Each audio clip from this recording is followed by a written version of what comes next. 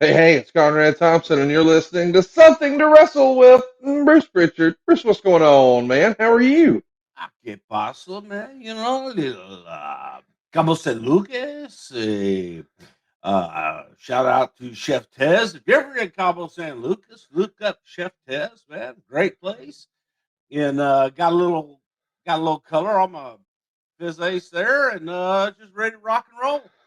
Dude, with the color on your face, you look more like Brother Love than ever. You got a little redness going. Good looking man, I heard he was. Yeah, That's what I've heard. Has that become your favorite vacation spot? That little spot we found in Cabo years ago? exact same one, exact same house. Yes. Why is that so fun? Because there's nobody around, Yep. and you have the absolute gorgeous Pacific Ocean outside your back door, and you have this stunning pool, and what is it, 7 bedroom house, so you can have people all over the house and never see them. It's amazing. It's excellent. It's really it's nice. The This is not a knock on the house. This was just a knock on they had a hurricane there the week before. Oh, Um, so they did not have a lot of good cell service, nor did they have a lot of good internet service at the time. Try it, folks. Man, go wireless. Go wireless for a week and see how it changes your life. Um, you get to be with your own thoughts. You get to think your own things and have fun. You get to enjoy nature. You go for walks. You go down to the beach. You hear the roar of the ocean, and you get to lay in a pool. You get to pop, I don't know, 4 floaties. Um, yeah, it was great, and the food was fabulous, man. It's if you could, I'm not doing an ad here for Verbo, but one of those Airbnb things, man. It's the way to go. I don't know if I could do the whole hotel thing again. dude, it was a game changer when we first found it. And one of the cool things about the house that I don't think I put together until we left, there's no hallways. It's almost like a motel in that every bedroom opens up to the ocean, but Yes, there's no hallways. The only common area is like your living room, dining room, kitchen, but there's no hallways. That's so weird. and yeah, and everything's beautiful. Yeah. Everybody's got their en suite bathroom. Everybody's, there's it's absolutely just amazing, and you get to walk outside to a breathtaking view every single morning. I would wake up, me. I would wake up at like 5:50 just so I could be out there for the sunrise. That some bitch came up, said, "Okay, good to see you. Good night." I go back to sleep. Well, welcome back, Bruce. We're glad you're back, and of course, we're glad you're ripping it up with WWE. I missed WWE's non-televised event in Huntsville this past weekend, but I heard it said Where you been? I was out of town, but there were 5,100 people there. I heard it was an all-time gate record for Huntsville for WWE, and man, just the train marches on, and I'm pretty excited because as we're recording this weekend, Train Bad keeps Blood rolling is back. all night long. Train keeps rolling all night long. Train keeps rolling all night long. Is that an Aerosmith jersey you're wearing? Damn right it is. 9 lives, baby. That's how Wow. many I got. 9. Counting. Like, man.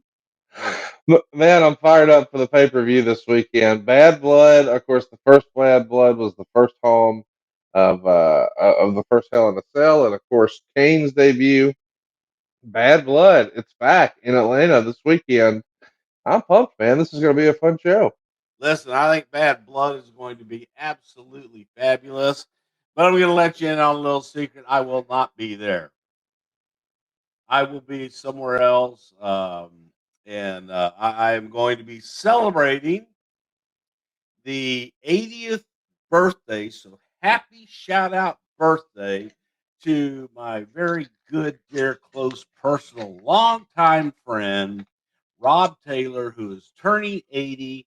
And I am going to be spending the weekend with him and his group out in Santa Barbara. Didn't they used to do a Santa and Barbara? Didn't they used to do Fred Flintstone and stuff? Yeah, that sounds close. Maybe Yeah, yeah, it's close. It's California, right? I think Santa's sister Hannah helped with that. Hannah. I Yeah. ain't never heard of her.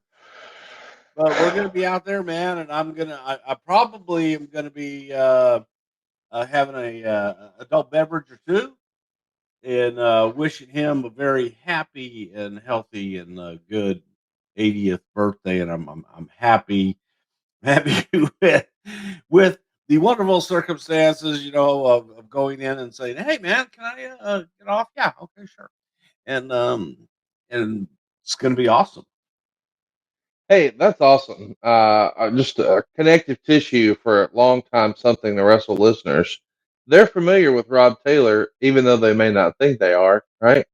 That's right, because by God, mesothelioma, RG Taylor, what it was, RGT for law. Yep, that's right. That's what it was, man. And you know what? If George the Rat had mesothelioma, Rob probably could help him out.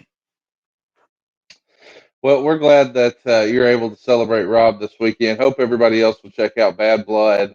It's an exciting time to be a WWE fan, man. The winds of change are here. We just saw the big debut for CW, and we know there's lots of moving parts with Raw and SmackDown.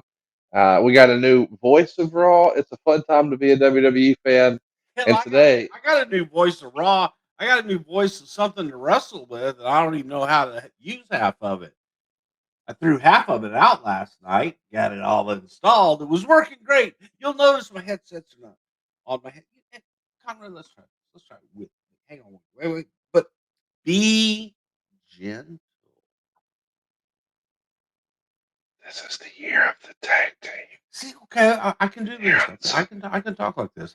I'm going to try with it. They're just so loud, and I can't figure out how to do it to make them less loud.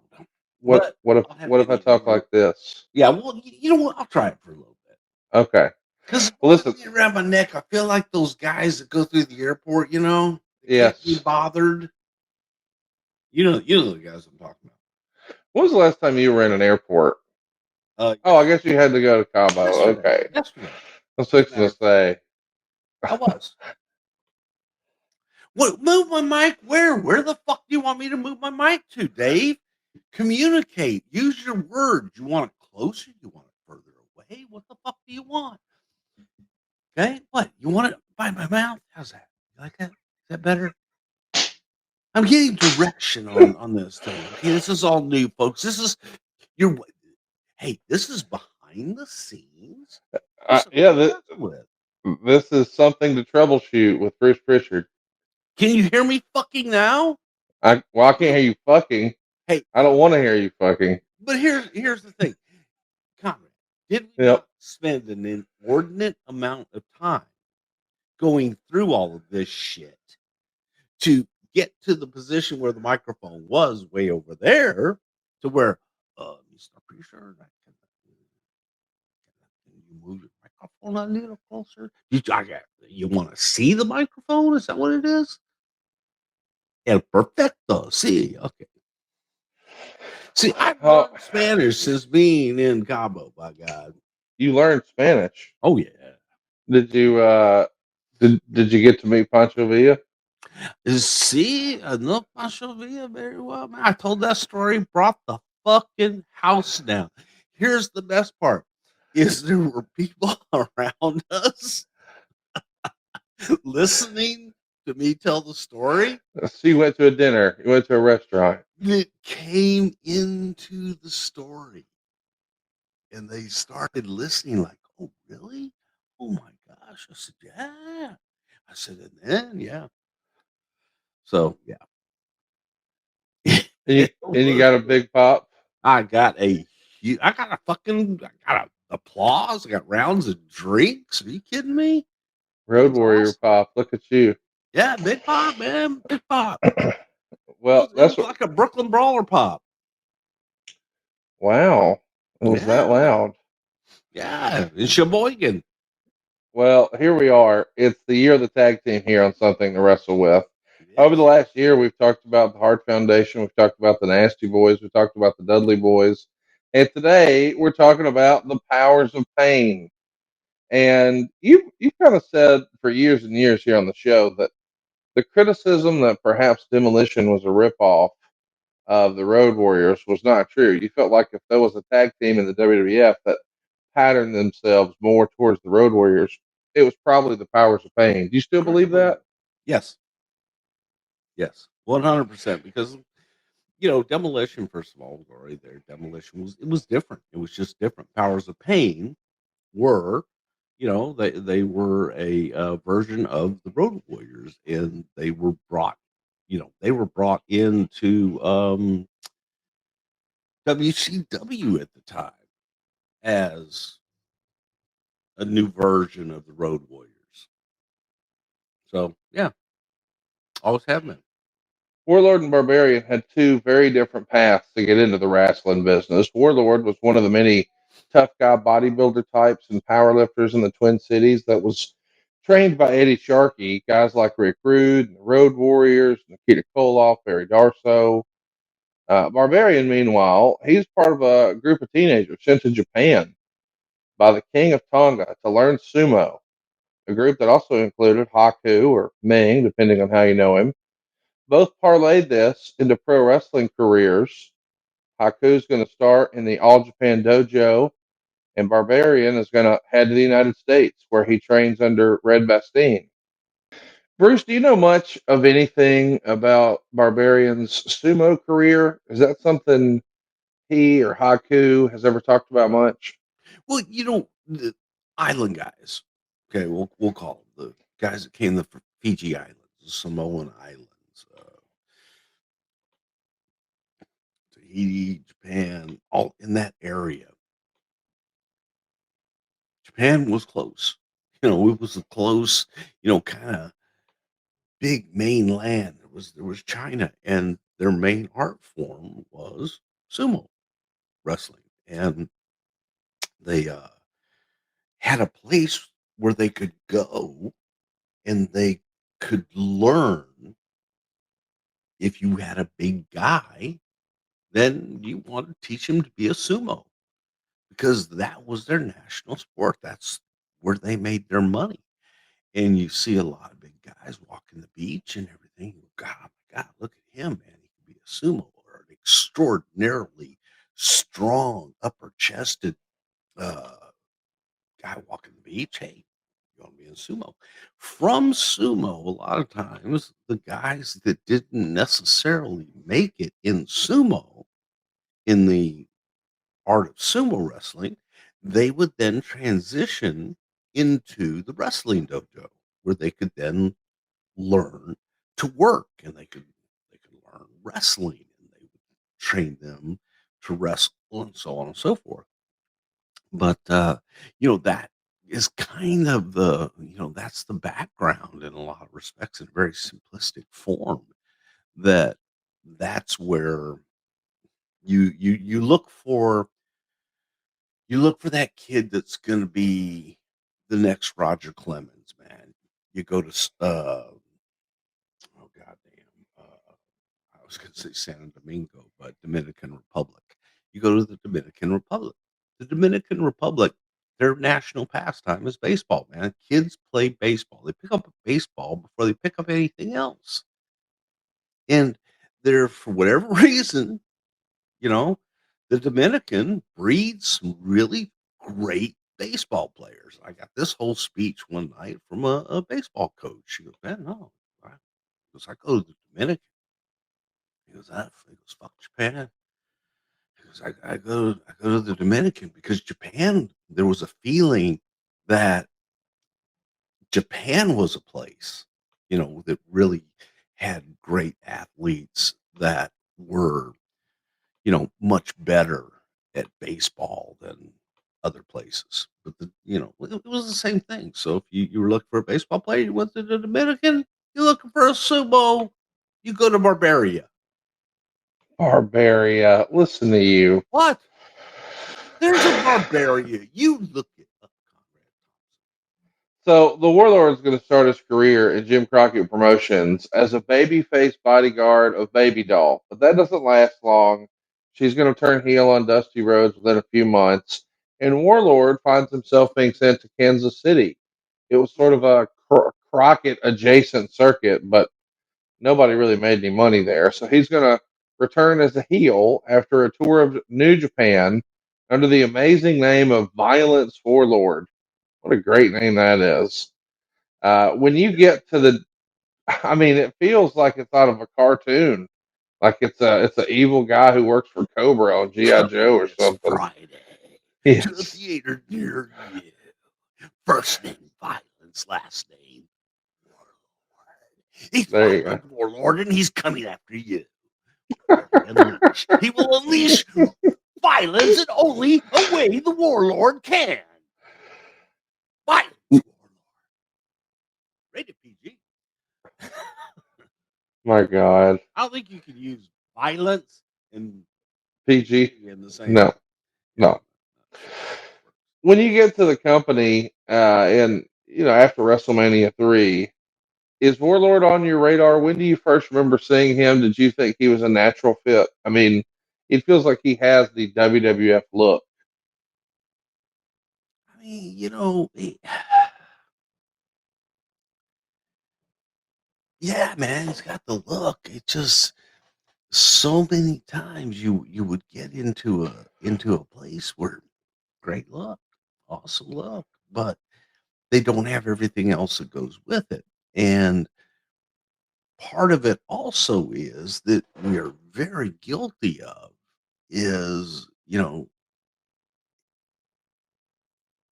the, the warlord is like if you were to stand him up and put a mean look on his face and have him walk through a mall, people would run. But if one person was to say, "Oh, hi," "Oh, hey, how you doing?" Nicest guy in the world. You know what I mean?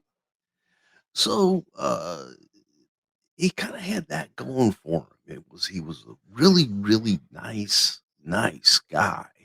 Wanted it so bad and worked so hard to do what he thought he needed to do to become a big star.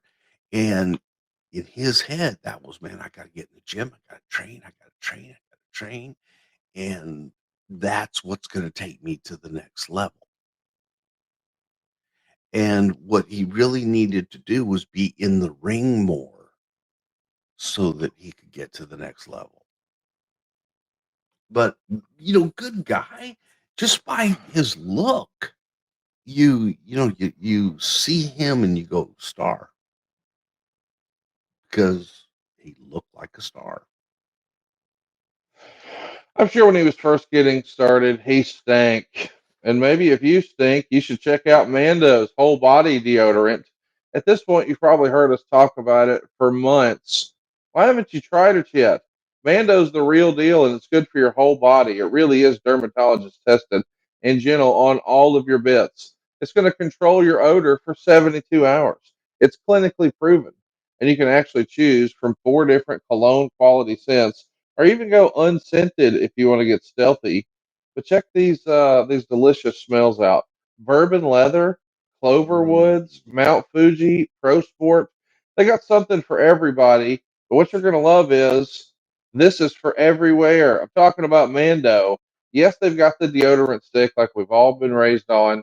And here's the reality: this is a whole body formula, and it's not going to have any of the bad stuff that you've been worried about. No aluminum, it's dye free. It's for your pits. It's for your packages. It's for your feet and beyond. It doesn't cause irritation.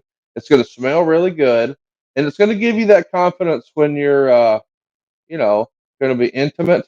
Can I recommend the Dio cream tube?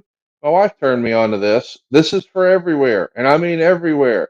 So it's not just a stick. You can use it, you know, down yonder too. How about the body wash? They got 24-hour odor control with the body wash, and it's going to remove odor better than just soap, and it's even going to leave you fresher than soap. It's long lasting. It's got a sudsy lather. It was developed by a doctor. And the cleansing bar, think of it as like a four-in-one. Man, that's good for your shampoo, your conditioner, your soap. You can even shave with it. Maybe it's five-in-one. How about the deodorant wipes too? It's excellent if you're on the go. It's great for your pits, your packages, your feet, beyond, whatever. It's like a shower when you can't get to a shower. I'm a big believer in Mando. I know you will be too. It was developed by a doctor who saw firsthand how normal BO was just being misdiagnosed and mistreated. Well, the whole body deodorant for Mando is tough enough for the toughest body odor, but gentle enough to use everywhere. One more time, it's aluminum free, it's baking soda free, it's cruelty free, it's dye free, it's vegan. And as I said, clinically proven to control odor better than just soap alone. What are you waiting for? Get Mando's starter pack. It's perfect for new customers. It comes with that solid stick deodorant, the cream tube deodorant, and two free products of your choice, like mini body wash and deodorant wipes, and free shipping. Luckily, I've got a discount code to get you hooked up on my favorite smelling whole body deodorant on the market. New customers can get $5 off a starter pack with our exclusive code. That's like 40% off your starter pack when you use the code STW at shopmando.com.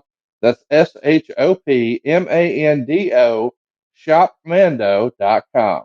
And I'm going to tell you a little story to say about Mando because my son's feet stink. They're Really? horrid and they're gigantic. It's like fucking Sasquatch, you know.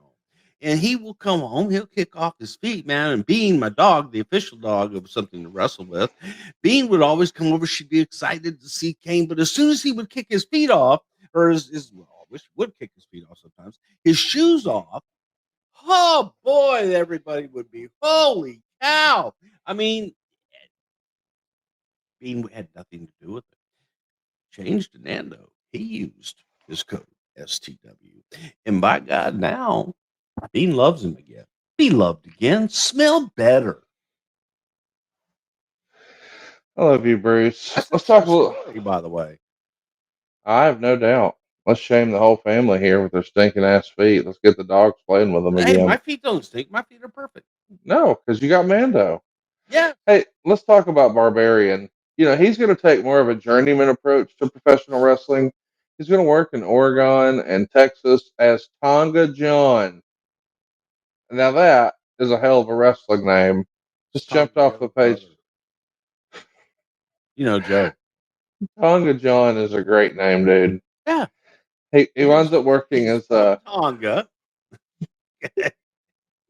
And he said, hey, John. Guy. Tonga. John. And finally turned around and they figured out that was his name, Tonga John. I don't know. Conrad. John. Red. Oh, I didn't have that problem. I like, we tried to record a few days ago and you were clearly sleepy as hell. This is the other end of Bruce Prichard right here. This is Bruce all hopped up on Prime, and I'm thankful for it. What the hell? Let's talk about him working He as was also King related Tonga. to Tonga Jim. Tell me about Tonga Jim. I'm not familiar with his work. He was Tonga Tim's brother.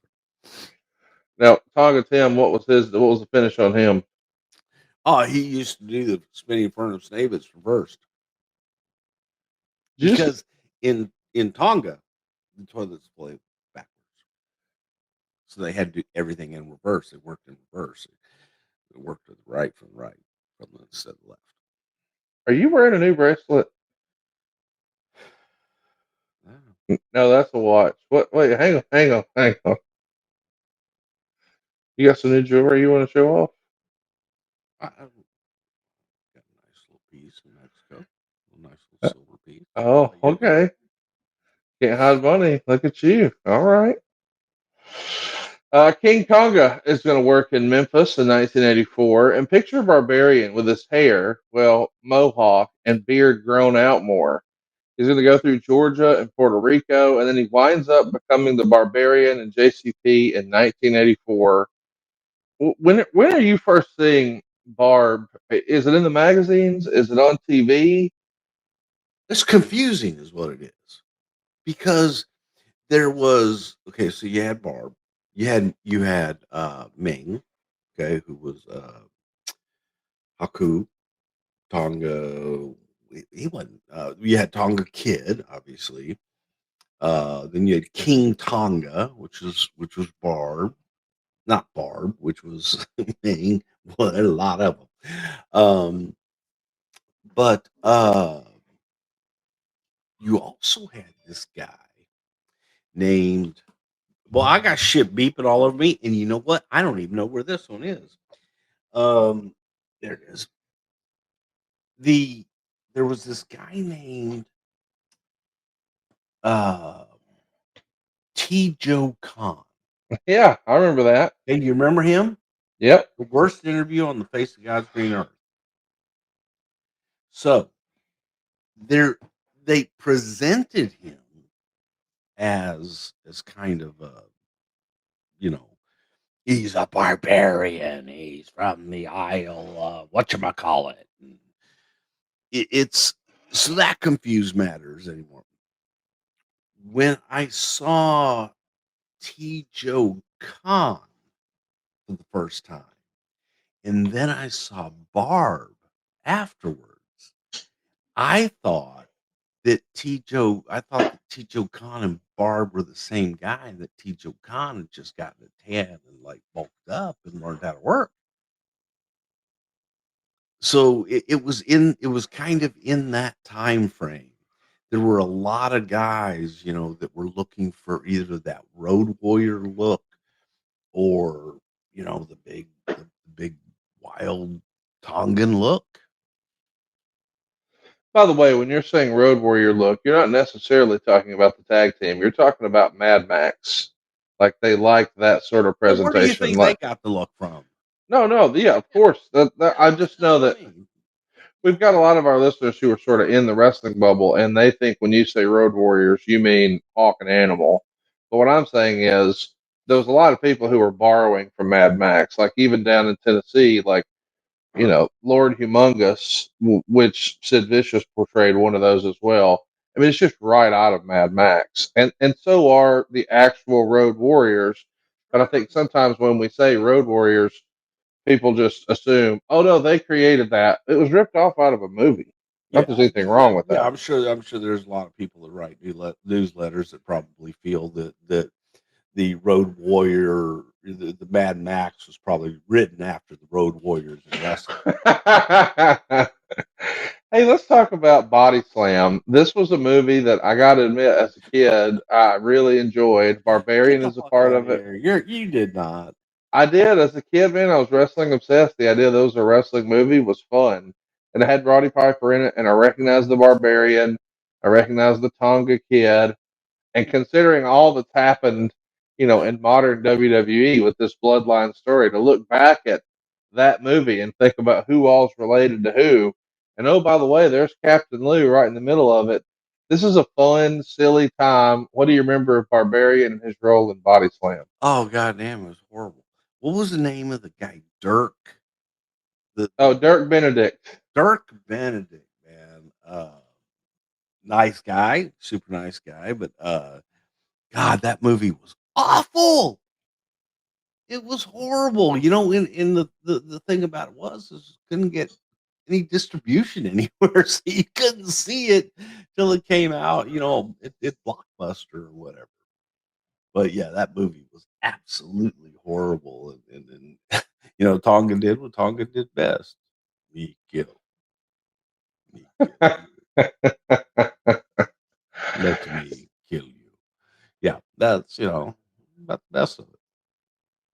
What was better, Body Slam or No Holds Barred? By God. You know, Zeus trained with cinder blocks, man. He did. He did. I saw it with my own eyes. With your very own eyes. I did. And Hulk Hogan got a very vicious nugget of sand in his eye Uh-oh. when that helicopter landed, Pally.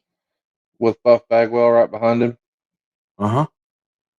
How weird is it that Buff Bagwell was in that movie? Isn't that weird? Yeah. Dude, like, how does it all connect like this? It's crazy. It is. I like to go back and look at that kind of stuff.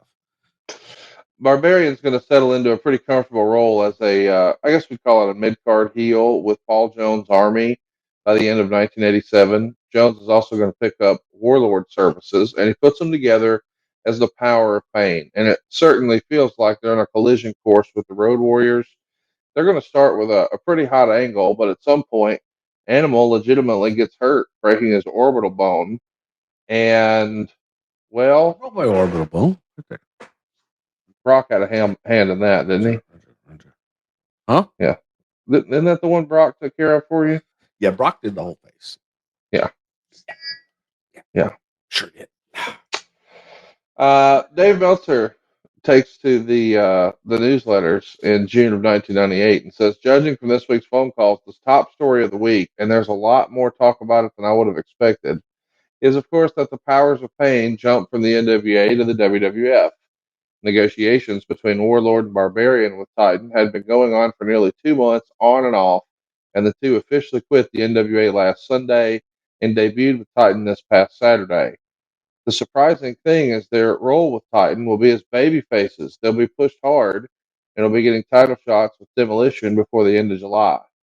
They won't have a manager and will be expected to do their own interviews and will be officially introduced at the tapings in Glen Falls and Binghamton, New York, with some sort of tie-in as monsters brought in due to Rick Martel's injury. Allegedly, according to Dave Meltzer, the reason the jump was so sudden is because the guys wanted out of the scaffold matches. I guess they had been programmed in a series of scaffold matches all through the territory. Both guys over 300 pounds thinking, hey, there's no chance we get out of this without an injury. What do you think of the scaffold matches that Crockett was running in this era? Were you ever a fan of those? Yeah, I thought the scaffold matches sucked. Yeah. The scaffold match sucked. Here's how many levels that the scaffold match sucked. Half your audience can't see it. Your highest price tickets, ringside, can't see it. They're doing this, and they're seeing the bottom of a scaffold. So your highest price tickets can't see what the hell's going on. And the matches sucked because 98% of the people that were put into the scaffold matches didn't want to be in a scaffold match. They didn't want to drop 22 feet or however many feet it was. It was usually 22 feet to a ring, to the concrete, to a crash pad. I don't want to drop 22 feet. The the matches were boring. They stunk. They hurt people. And then, you hurt somebody on the first match of a loop of scaffold matches, you're screwed for the loop. And then you put somebody else in there, hurt somebody else. By the time you're done, you got no roster. So I felt that the scaffold match was a absolutely silly and asinine idea for a gimmick match. The first one that I can recall was Coco Beware and Bill Dundee in Memphis. That was the first one that I had ever heard of. And I thought, this is interesting, man. This could be cool. But I'm also envisioning a almost like a 10 by 10 platform for them to work on where you could do some things. No, they were just on a scaffold. And it was horrible. The ones that we had in Texas were absolutely god awful. That was with Watts, and I believe that was Midnight and Rock and Roll Express. But Cornette damn near killed himself taking a bump. You know why they have Jim Cornette hanging from a scaffold and dropping? His body is not made to do that. Nobody's body is. So, it's kind of right up there with the King of the Hill match. King of the Hill match is still the absolute worst concept for a match in God's green earth. Folks, don't even try and find a worse concept for a match. It's the worst. So the scaffold match, I don't blame them for quitting. I quit before they booked the damn thing. Like, well, you wait, you want me to climb up there and then take a bump? Hmm. No, thank you. Thank you very much. I don't care what the payday is. Not doing it. So, yeah, they got the hell out of there. Wouldn't Do you you? remember? No doubt, no doubt. I mean, by '87 too, it's clear, especially on the heels of WrestleMania 3, the smarter play is to be with the WWF. So, as the story goes, Warlord fails to show up for a TV taping in Albany, Georgia on June 12th. And when Barbarian shows up, he has words with Dusty and winds up quitting. And there's a report that the guys are going to be able to keep the name The Powers of Pain because Crockett never trademarked it. Was that a teachable Smart moment? businessman. He didn't What's trademark shit. But I mean, that was the way the business was. Nobody trademarked shit. Vince was doing that. right? Nobody. Paul Bosch sure as fuck wasn't trademarking anything. Paul didn't have Houston Wrestling trademarked. Wow. It just no, nobody did. When they first come in, did you remember thinking, "Hey, we're going to make them our Road Warrior surrogates, and they're going to be baby faces"? Because I only remember them ever being heels. Oh yeah, they were heels. They were definitely heels. They were heels with Fuji. Um, they were.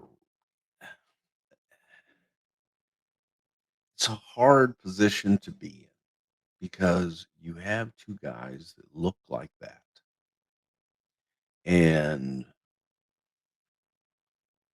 Barb could go, man. Barb could work. Barb was a vicious worker. Look, everything that he did looked like he was killing you, and he could go. Terry just not as much, man. But Terry did the power work. So it was they just didn't jive. They didn't jive as a team. And then when you throw in they're Road Warrior ripoffs, they're dead in the water. And I think that is how the audience viewed them was Road Warrior ripoffs. Then WWE fans, you put them against Demolition, who are the originals who people looked at and said, "Oh, no, Road Warriors are Demolition ripoffs." You have your opposite effect. You're thinking, okay, we're going to bring these guys in. They're going to be baby faces. And instead, it's, oh no,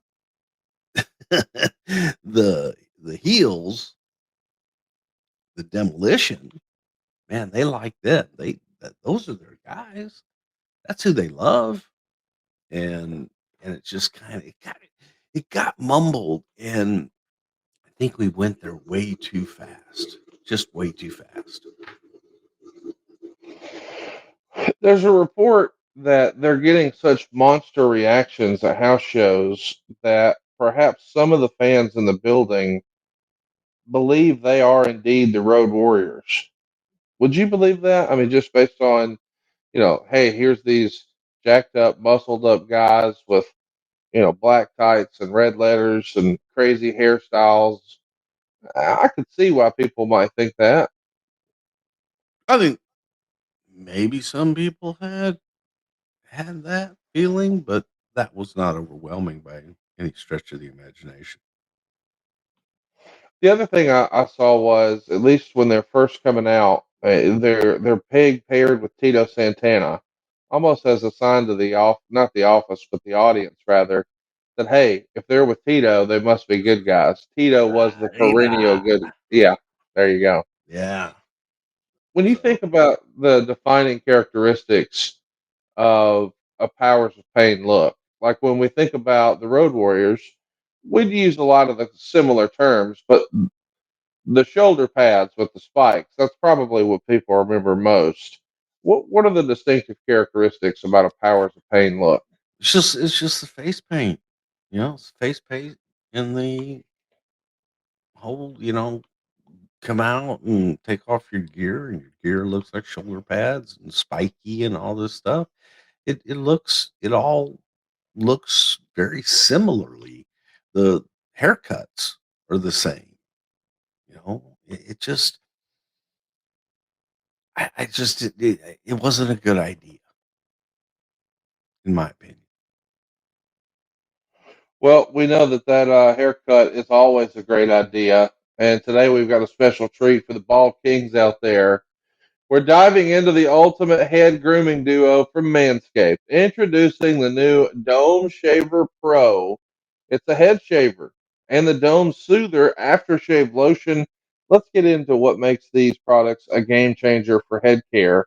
First up, let's talk about the Dome Shaver Pro. This little beast comes with 5 premium rotary blades customized specifically for head shaving. These blades are designed to give you the cleanest, smoothest shave possible. And one of the standout features of this shaver is Manscaped's skin safe technology. This means you can shave confidently, knowing you're less likely to experience nicks and cuts.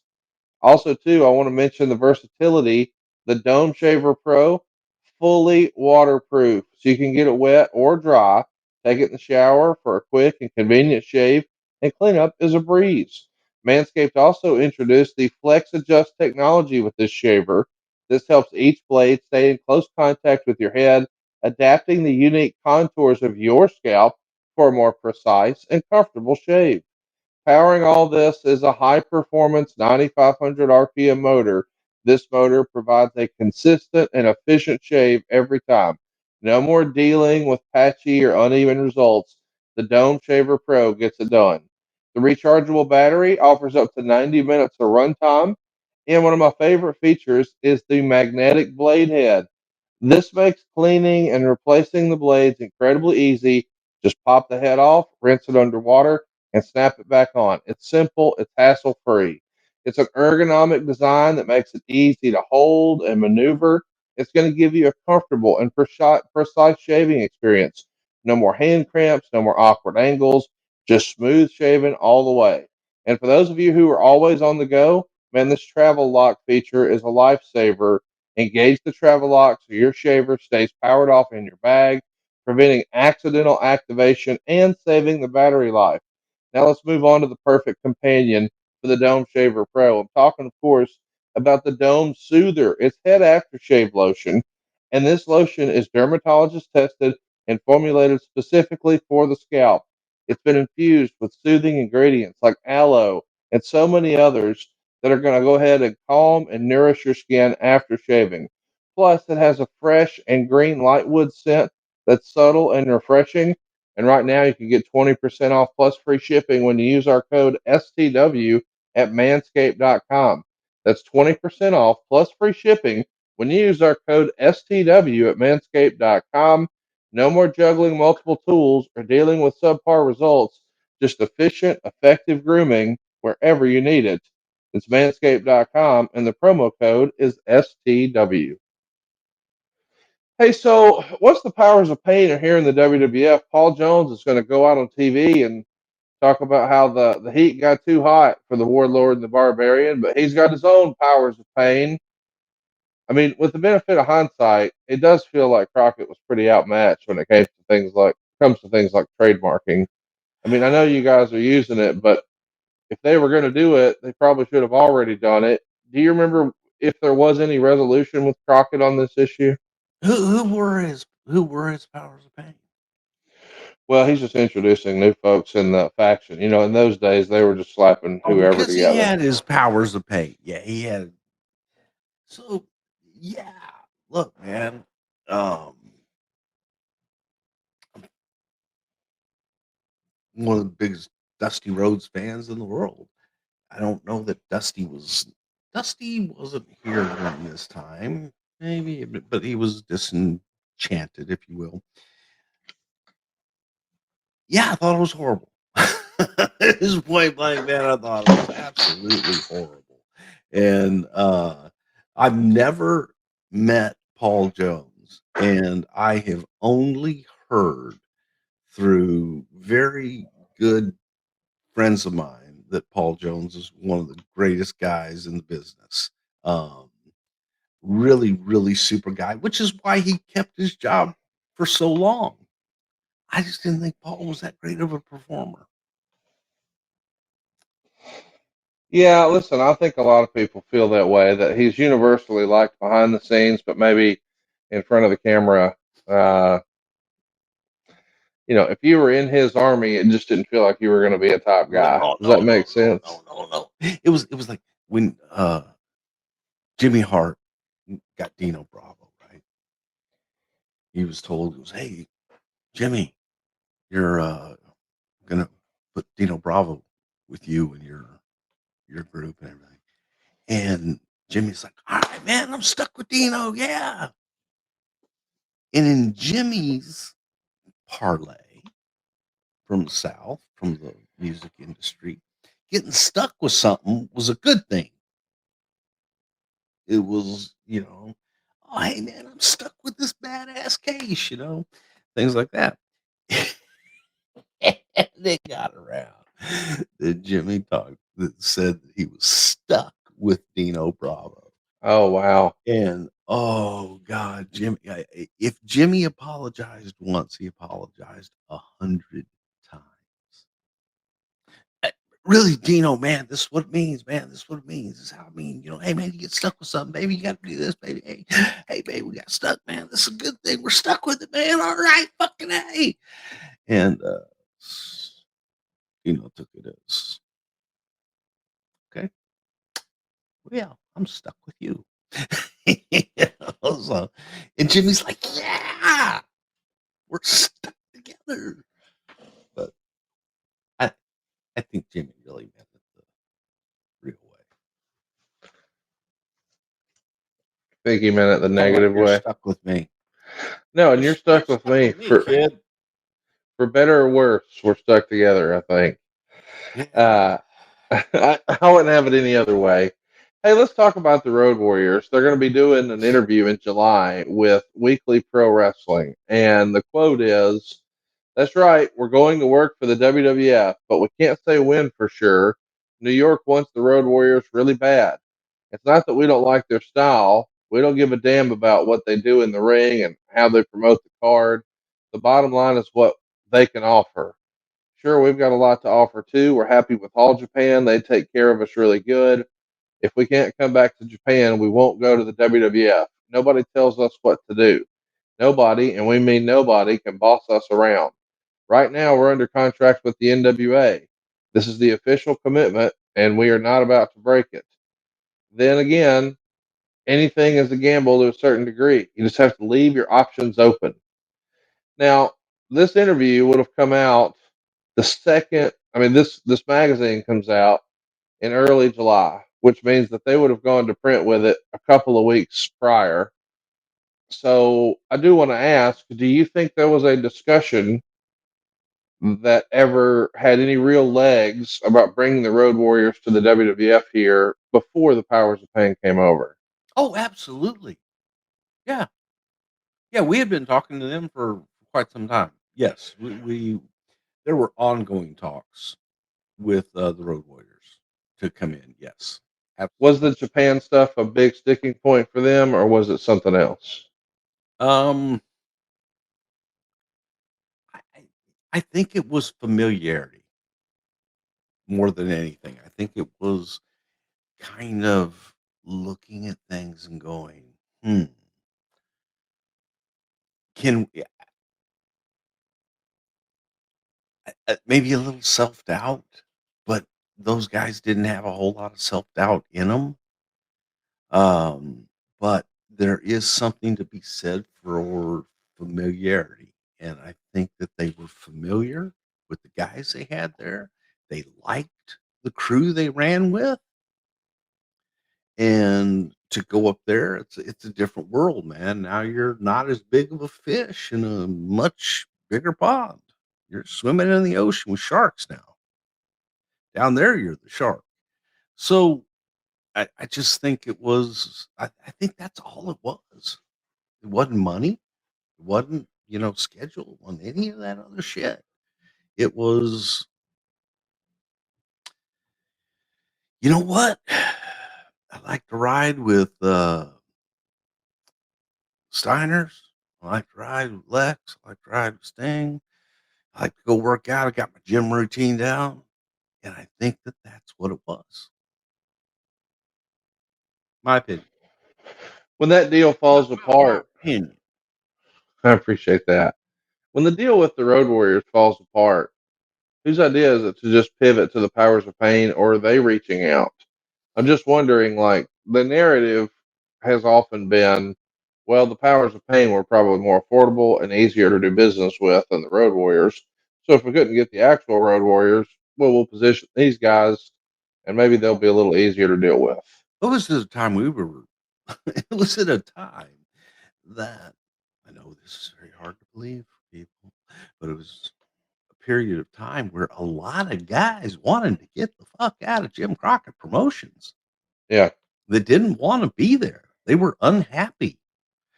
The Powers of Pain were two guys that were unhappy being at Jim Crockett Promotions. They didn't want to be there. They were calling. They wanted to come in.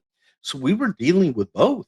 We were dealing with quite a few guys that were calling, going, "Hey, got any openings?" So it wasn't like an either or. It was, well, these guys don't want to come. These guys do want to come. Let's bring these guys in. And these guys want to change their mind down the road. We'll bring them in. Silly question, I'm sure. But if the Road Warriors had committed, would there have still been a spot for the Powers of Pain? I think so. Yes, absolutely. Okay. Let's talk about a little experiment we do in some point in '88 here. I guess this will be August. We're doing a show in Providence, Rhode God, Island, I don't think August I was 23rd. alive in '88. Just barely. Oh, okay. Just barely. Okay. But will we see the Powers of Pain paired with the Baron? And it's Baron von Ooh. Raschke wearing face paint. Talk to us about this short-lived pairing here. The the Powers of Pain were not good talkers. Right. Okay, they could not cut promos. We had been in Minneapolis or Chicago or somewhere in the Midwest, and Jim Raschke was there, Baron von Raschke, and trying to think of different things to do with him. And I made the suggestion, what if Warlord and Barbarian had a Baron to cut their promos? Big guy, you dress him up in a big black, evil looking hood, paint his face, and he's the Baron. And he controls the powers of pain. Who else could control the powers of pain but the Baron? And yeah, uh, didn't work well. 1970s promos in late 1988. It was awful, but he's such a nice man. And the son of a bitch used to do these great off the wall promos, man. Go back and watch some of Baron von Raschke's promos. they're excellent. And, you know, you got to put yourself back in time a little bit, but they're excellent. And I thought that he could bring that to them, give them a little bit of color and a little bit more um, likability, if you will, with some of the off the wall, that bad and that. Didn't- Yep. let's Can't let's name talk a all the little bit. segments. I mean, it doesn't feel like it's long. This is not a pairing that's long for this world because Baron is with these guys, I believe, for the first time on August 23rd. But by September 8th, Baron von Raschke is appearing on AWA programs. So that feels like my man had like 2 weeks in the role, and then you guys were like, "Hey, we tried it, but it's not going to work." We tried it and he hated it. He didn't like to travel. He he didn't like the sitting around at TV all day long to do, promos 42 times over. He It was mutual, didn't work. This is not a well-conceived plan and bless his heart, he didn't like to travel. Let's talk about the double turn that happens at Survivor Series 1988. Um, we've positioned them as baby faces. Now we're gonna switch that up and turn them heel here. Um, and we're gonna have the powers of pain be teaming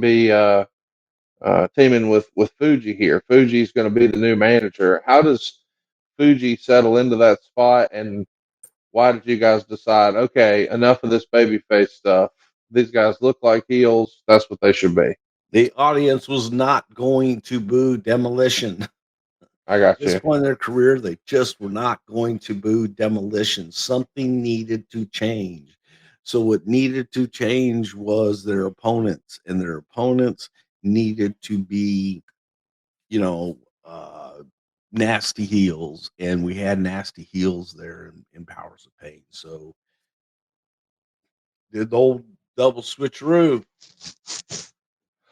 It's interesting because there's some reports from live events that even as they're sort of firing Fuji on the Brother Love show, Demolition, I mean, and they're picking on you. Some fans are still booing Demolition, but clearly, you guys have made your decision. And I know there's some crowds that, I think Michael Cole at times has called them bizarro crowds, like they're doing the opposite of what you expect. Did you see Demolition as a babyface tag team, or did you think they were heels and the fans just forced it and that's it? 100% babyface tag teams. Okay. They were. They went out there, man. They got the great pop with the music. They came out. They looked cool. They were devastating. Everything that they did was solid. They beat the shit out of the guy. What was what was there not to like? And if you're actually in the audience and you listen to the audience, then I think that you would have heard that. Do you think in the WWF at least babyface managers didn't work in this era? It feels like the only one you would have at times would be Miss Elizabeth, but otherwise it's a heel factory. So you've got Slick and Mr. Fuji and Bobby the Brain Heenan and Jimmy the Mouth of the South Heart. I mean, these are all villain managers. Can a babyface manager work in the WWF in that era? I No, I don't think so. I don't like babyface managers. Yeah. Baby faces should need someone to manage things for them. That's one of the things that's always funny to me, even to this day. When somebody says, "I'll talk to my manager about that." Talk to your manager about you signing something right here. Um, we're here. Let's talk about it. And I think that the general audience kind of looked at it as a, a heel needs help, a babyface doesn't. And I don't think that heel managers. I beg your pardon. I don't think babyface managers worked. Yeah, I don't know that they do either. Now that you really think about it, through history, it does feel like, by and large, the managers that we all associate with and think about, they're the heel managers. And Um, Liz really wasn't a manager. You yeah, know, Liz was an accompaniment. a valet. Yeah.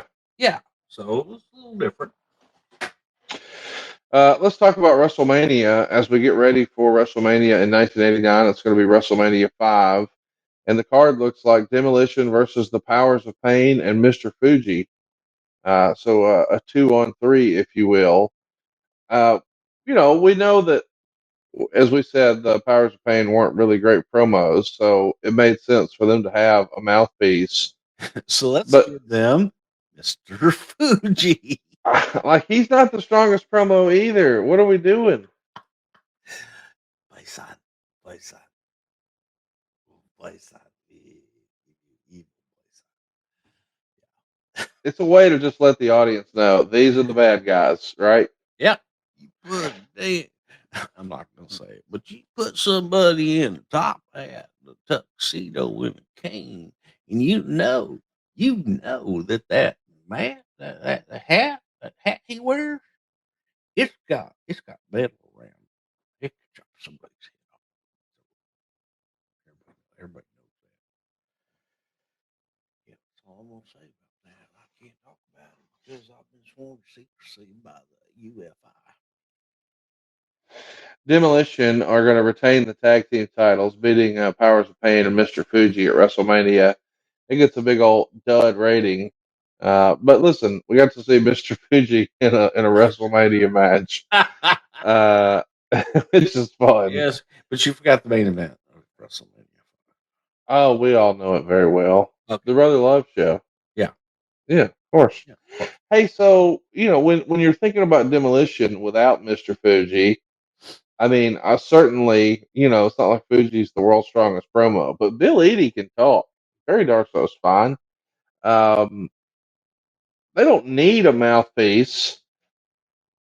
The whole thing of, hey, it's just whoever's with Fuji, boo that team. I mean, that's what it becomes. It's just a visual cue.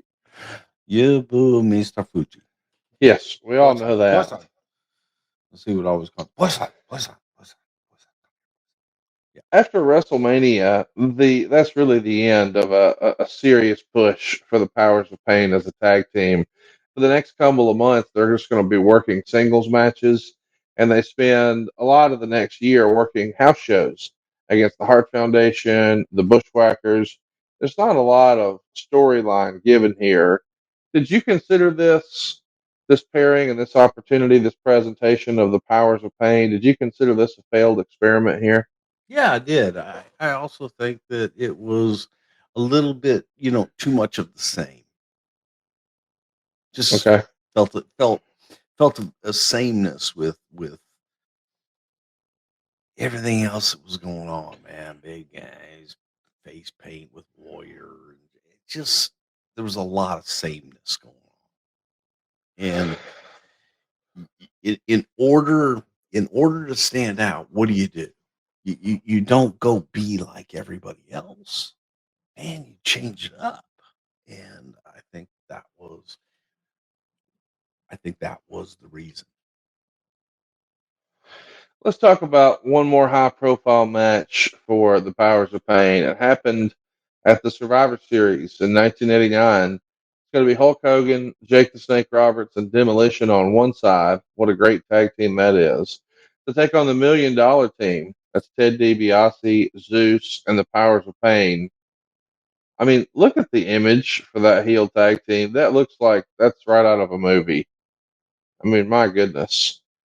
It's a big time opportunity for the Powers of Pain anytime you get to work in a Hulk Hogan match. I mean, they fit the bill. If you need big, nasty, mean looking heels to be in there for Hulk Hogan, well, that'll do it, won't it? By God, you got your fill right there. And then there's Jake. And then there's Jake. And then there's Mob. But yes, man, big monsters, man. That was You had Billy Eady in the movie No Holds Barred. The opening scene, Jake, whatever the hell his name was, he looked good, but yeah, it's a devastating team. We're going to do TV tapings in this era, and we would see Mr. Fuji issue a challenge to the Rockers. They're going to give him a double drop kick and, of course, the double back or double fist drop. And that leads to tag team matches with the Rockers and the Powers of Pain. That doesn't feel like, a Matt classic, but hey, maybe that's what it is. Styles make fights. You got a big power team and a high flying team. Was it hard to find opponents that could work a good match with the Powers of Pain to work their style and complement their power style? Well, I think you need to have complementing styles. I think you have to have someone that knows how to work complementing styles. Whether that's, let me change this up a little bit on my side, you change this up on your side. Well, it's a dance, man. You don't dance the same way that you know, would with one that brung you or whatever. Um, my opinion, though, because I remember so vividly the Powers of Pain matches with the Rockers, was what, Pat and I sit down in the arena going, man, these guys. And this is where, I so desperately I wanted to put the titles on the Powers of Pain and have the Rockers beat them to make the Rockers. I wanted to have a run with the Powers of Pain just killing everybody. Unlike anything, just squashing everybody until that one lightning quick moment where it went bam, and the Rockers were the new champions. It was the exact same formula that we did with the Rock and Roll Express, with Nikolai Volkov and Barry Darso in Mid South, where all of a sudden you got the big Russians and the little guys come in and beat them, and it worked. It was just, it worked because you knew that these young guys are going to get their ass handed to them. And we never did it, but it is what exemplified to everybody what the Rockers could do. And frankly, I know this is going to get a lot of hate mail too. I think that the Rockers, were better than the Rock and Roll Express. And I love Rock and Roll Express more than anybody. I think that, man, you watch the Rock and Roll Express. I saw them, coming up through the Mid South, man. And you could not touch them as a team and as workers. I thought that the Rockers were better as far as fandom, as far as what they drew as a team and everything else. Rock and Roll Express get the nod, man. They were incredible. And no, please, goddamn, I can read the fucking headline now. No, Bruce Prichard loves the Rock and Roll Express. And I think they were one of the greatest, most innovative tag teams of our time. I think that in the ring with different types of teams, I just thought the Rockers were a little bit better. Well, we're headed to Mission Critical here. We're going to have to split up the Powers of Pain. But before we do, we see some interesting developments on TV. Talking early March in 1990 is when we would see Mr. Fuji reveal that he had sold the contracts of Warlord and Barbarian to Slick and Bobby Heenan, respectively, Yes, meaning they they're did. going to be in singles action. But before we see them do anything, later that same month on live events, they do run tag teams as the Powers of Pain. And their main events, like in Miami, where we have Hulk Hogan team with the Big Boss Man to take on the Powers of Pain. We also see Hulk Hogan team with the Big Boss Man in Philadelphia to take on the Powers of Pain. That show in particular is a double shot with Hershey in the exact same day in Pennsylvania. And again, they're working with Hulk Hogan on top. So I'm sure there's a little bit of a sense of frustration, and maybe they're disappointed that the run isn't going exactly how they'd hoped. But damn, man, Previously signed contracts. what do you mean? Oh, yeah, yeah, yeah. That's what it was advertised and promoted for sure. I just think it's fascinating that at a time where it feels like you want to say, man, they're kind of floundering. Well, they're working main events in Miami and Philadelphia with Hulk Hogan. That doesn't sound like floundering. Well, they weren't drawing a whole hell of a lot, and it wasn't.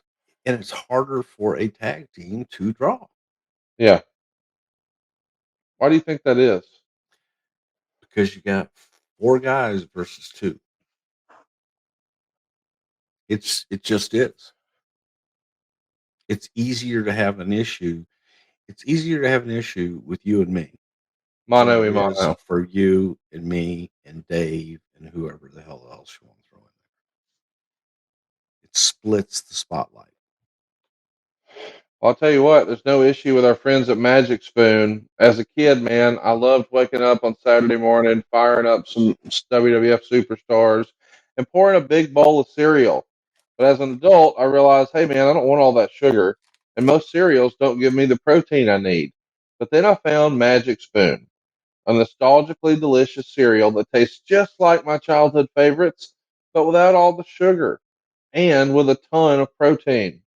If you're already a Magic Spoon fan, check this out. Some big news. Magic Spoon has turned their popular cereal into high protein treats that are light, crispy, and taste just like those classic crunchy cereal bars you grew up on. Magic Spoon's brand new treats are so delicious they've become a go-to in my household. I want you to try it, especially the cereal. Every serving of Magic Spoon has 13 grams of protein, 0 grams of sugar, and 4 grams of net carbs. So you can feel good about what you're eating. The most popular flavors are fruity and cocoa, and there's many more. How about the brand new treats, man? They're crispy, they're crunchy, they're airy, and it's an easy way to get 12 grams of protein on the go. And for the first time ever, Magic Spoon treats are now available in grocery stores with delicious flavors like marshmallow and chocolatey peanut butter. By the way, marshmallow tastes just like the ones mom used to make. You know what I'm talking about. My wife likes these as a pre workout. I love it as a late night snack. If you're looking to get protein, if you want something that tastes great, if you want something that's much better for you, none of that sugar, buddy, look no further than Magic Spoon. Get $5 off your next order at magicspoon.com/wrestle or look for Magic Spoon on Amazon or in your nearest grocery store. But it'll really help the show out, and you'll save $5 if you go to magicspoon.com/wrestle for $5 off.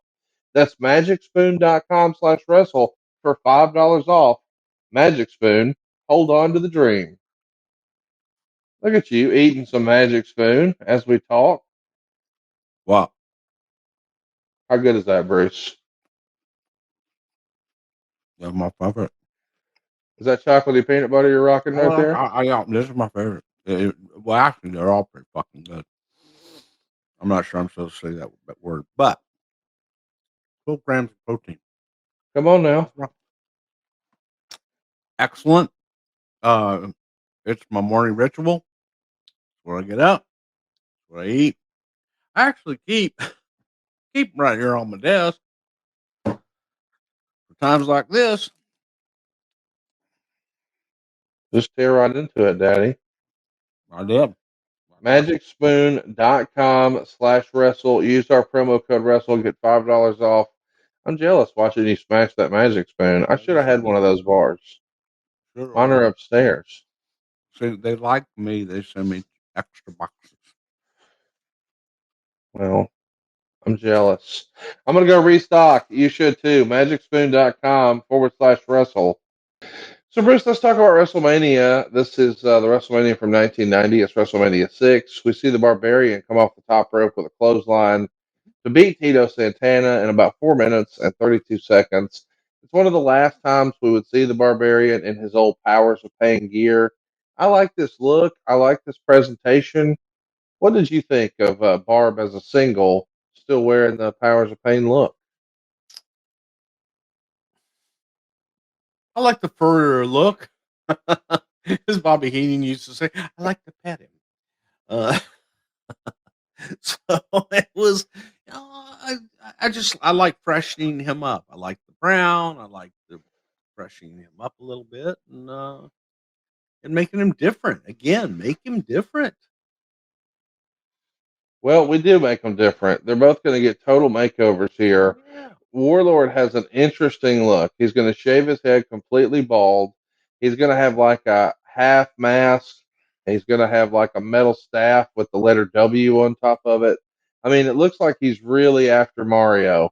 You know, like he is the evil boss in Mario Brothers on Nintendo. That's what this look is. And don't get me wrong, it looks badass. Looks like he's ready to fuck up He-Man too if he's got shit to say about it. This look though, is this something from Creative Services? And what do you think of Warlord's look here?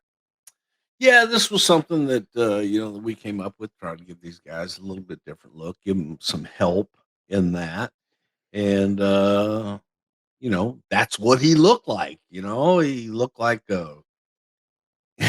as you say, Mario. When I get you, this is going that. Um, but it was an attempt to do something different. It was an attempt to change their look. It was an attempt to not have the same old, same old. Barbarian's got a new look too. He's going to grow out the facial hair. He's going to be wearing a lot of fur. And what do you think of this headgear with antlers? I mean, how would you describe this look? What are we doing here? Little baby antlers. That was great shit, man. He had antlers. You know what? If you'd given it time, he'd have had a full rack. We just bailed on it too soon. Oh, Okay. yeah. Well, listen, when Rick Rude quits the promotion, that creates an opportunity for someone to slide in and feud with Boss Man. So Barbarian is going to get that opportunity with this new look. If you had to pick a favorite of the two makeovers, if you will, Warlord with his Super Mario gear, his He-Man wannabe attraction, or this, I don't know, what would you even call this? A pelt merchant version of the Barbarian. Which of these looks did you prefer after the makeovers? I like these. I like this one with the Barbarian. Okay, you like him better than the Warlord as far as the new look. Yeah, definitely. Yeah, I got you. Absolutely. Well, we see the Royal Rumble come around, and this big boss man picking up a win over the Barbarian. I can't believe this is real, but on pay per view, Boss Man and Barb got 14 minutes and 14 seconds. And if it had been in the Tokyo Dome, it would have got 14 fucking stars too. It was really a pretty good match. It gets 2 3/4 stars in the Observer. Um, it does feel like Barbarian never really got a fair shake amongst a lot of the quote unquote smart marks. The Torch, the Observer, they were never really glowing reviews for Barbarian. How did you how would you rate his in ring work, his character, his presentation? Just talk to us about this new version of the Barbarian. I think that, with Barb, I think that Barb was what we would call a journeyman wrestler. Barb was a very good journeyman wrestler that could go from territory to territory and do his thing, have a good run, and then move on. Wasn't someone that was going to stay around for a long, long time and be the top guy. So, with that in mind, if that's what you're looking for in every guy, guess what, folks? You're not going to get it. And I just kind of looked at, Barb is a very good journeyman wrestler. Let's talk about Warlord. One of the next things he's going to be programmed with here, and I remember this really well as a kid, the Battle of the Full Nelsons. Damn It's going to right. be Warlord and Davey Boy Smith. They're going to have a pretty big program on TV, and of course, we're going to get to pay-per-view matches with them. What do you think of that pairing, Davey Boy and Warlord? I thought it was fucking hilarious because Davey Boy could barely get his hands around Warlord's neck so that he could get the full Nelson on. Um, you know, there are few guys that know how to work different style matches, and a big man match is a different style match. People think that a big man match is something that you do big things and nobody sells. Ooh ah, until a great big man match is the guy that outsells the other guy. Mm, And, you know, I think there's an art form to it. There's an art form to it that they didn't get. They both wanted to be the strongest and you both can't be the strongest. But if you do things that outsmart your opponent with your strength and that opponent sells that, now it's interesting because I wonder what my favorite now is going to do to the other guy that's going to outsmart him and make him sell. Do you understand what I'm saying? yeah.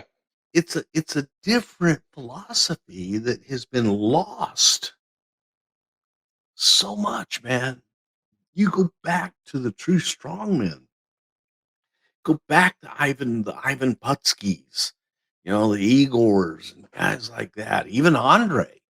They did strongman things that made it believable, and the audience could get behind it. And this, to me, I'm gonna answer your question. I thought was the shits because both guys wanted to be the stronger guy. Can't do that, you know. Superstar, and Bruno. Bruno had to be the strongest guy because he was Bruno. Graham wanted to be the strongest guy because he was working with Bruno. but but Superstar at least knew how to work the big man gimmick. That's all. Didn't think it was anything. Let's talk about WrestleMania because WrestleMania in '91 gets a couple of fun matches that I want to talk about. The opening match is the Rockers getting a win over Haku and the Barbarian. Now that feels like a weird pairing here in the WWF, but I just want to remind you, we all got pretty familiar with it in WCW when they were the Faces of Fear as Ming and the Barbarian. But we don't really see a long run with Haku and the Barbarian here in the WWF. But I like their chemistry. I like that pairing. Why don't you think we saw more with that pairing of a tag team? Had Barb in a tag sort of run its course, but it just made sense for this one here, or what I do you think? liked it. I don't know, man. I liked it. I liked it because I thought they gelled. Yes, I thought they seamless. You know what I mean? And they felt like a tag team that knew what the other one was thinking, and that's the key yes. to a tag team. So I thought that Barb and Haku, all due respect, were better than Warlord and Barb. We also would see on this WrestleMania British Bulldog and Warlord. British Bulldog gets the win. It's a 2.5 star affair, 8 minutes, 19 seconds with the power slam. But this is kind of the end of them getting a big in-ring push here in the company. And I know that you're going to be taking a bit of a hiatus after this. Both Warlord and Barbarian on separate occasions would get shots against Bret Hart for the Intercontinental title on house shows. But it doesn't really feel like they have a bunch of single success. The next time there's something really newsworthy from these folks is when Warlord winds up on the stand during the Zahorian trial. Did you keep up with any of that? And did Warlord's testimony change the way he was perceived in the office, do you believe? I have no idea what he said. I, I couldn't tell you, so I don't know. Well, what he did say was, "Hey, Vince never told me to take steroids. Vince did tell me to not take steroids once this investigation started. He was never in the room when Zahorian was there. I never bought from Zahorian because he was too expensive. Blah blah blah." Yeah, So I mean Warlord, that was a common theme. yeah. So it's kind of a nothing burger, I think, is what the kids would call it. Of course, Jerry McDevitt in cross examination is able to prove that he went from 195 pounds before steroids, now 305 with it. But he started taking steroids when he was just a gym guy years before wrestling. So we know how it all winds up for Vince and the trial. He winds up beating it. But I was looking to see if you felt like there were any hard feelings, but it doesn't seem like there was, or you don't know of any, right? Well, why would there be hard feelings for Barbarian to get on the stand and tell the truth? That's the thing, you know. It's like, no, he never told me to take steroids, and that was it. So I don't think, there were, at least to my knowledge, there's no hard feelings for that. The only thing I think that, he may have quote unquote told the truth about that wasn't, and maybe this isn't all that shocking, and certainly with the benefit of hindsight, not so much, but he admits on the stand that he got his steroids internationally from overseas and they would be shipped to him. And when asked about, hey, since the testing has started, is anybody still taking tests or steroids? And he said, yeah, Sid Justice is, and he has Harvey Whippleman take the urine tests. And I just thought that was Oh my hilarious. gosh.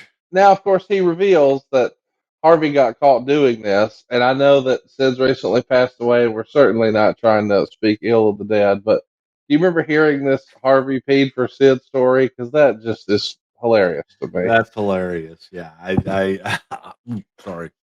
Um, I hadn't. That's funny